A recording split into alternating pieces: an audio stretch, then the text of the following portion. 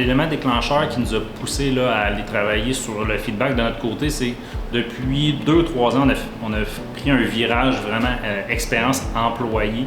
Donc, on a déterminé une panoplie de moments clés pour un employé, dont le volet reconnaissance.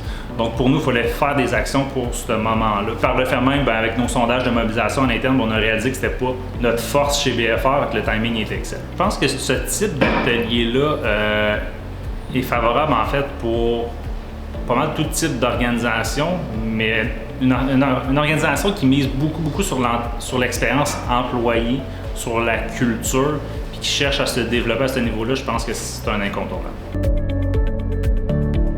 Le premier apprentissage que j'ai fait, c'est d'apprendre comment en demander. Parce que de mon point de vue, du feedback, t'en recevais puis t'en demandais pas. C'était naturel, il fallait que les gens t'en donnent. Les principaux apprentissages que j'ai faits pendant les ateliers sur le feedback ont vraiment constitué sur la posture et sur comment accueillir le feedback. Je dirais que j'étais sous l'impression qu'on allait beaucoup apprendre à le donner et non pas sous l'impression qu'on allait également apprendre à le recevoir. L'apprentissage clé que j'ai fait pendant les ateliers, c'est beaucoup au niveau d'enlever les barrières. Donc, juste le fait de se réunir, de discuter du feedback, a fait enlever justement toutes ces barrières-là, ces non-dits-là. Ça a permis d'être beaucoup plus authentique dans nos discussions et dans nos commentaires de feedback. Les bénéfices clés qui ont été tirés des ateliers sur le feedback par BFR ont vraiment été, je considère, au niveau individuel pour chacune des personnes.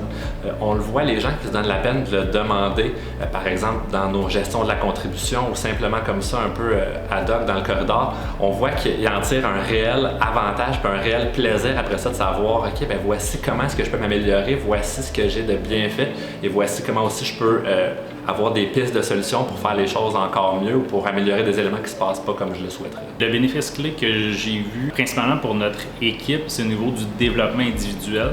Donc, le feedback nous permet justement d'avoir des conversations très authentiques, d'échanger pour pouvoir s'améliorer.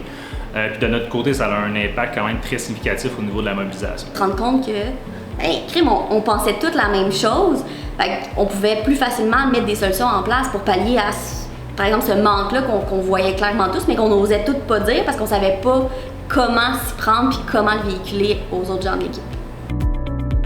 De notre côté, en fait, à l'interne, la façon de l'intégrer, donc au niveau de nos premières activités, on a mis de l'avant le feedback dans nos processus de contribution mensuelle. C'était pas nécessairement dans notre culture puis dans notre routine, le feedback, parce que je pense qu'on avait tous une mauvaise compréhension de qu'est-ce que c'était. Maintenant que ça fait quelques mois qu'on l'a intégré dans plein de rencontres qui sont récurrentes, on sait qu'à ces rencontres-là, il faut qu'on arrive préparé pour en demander et ou d'en donner.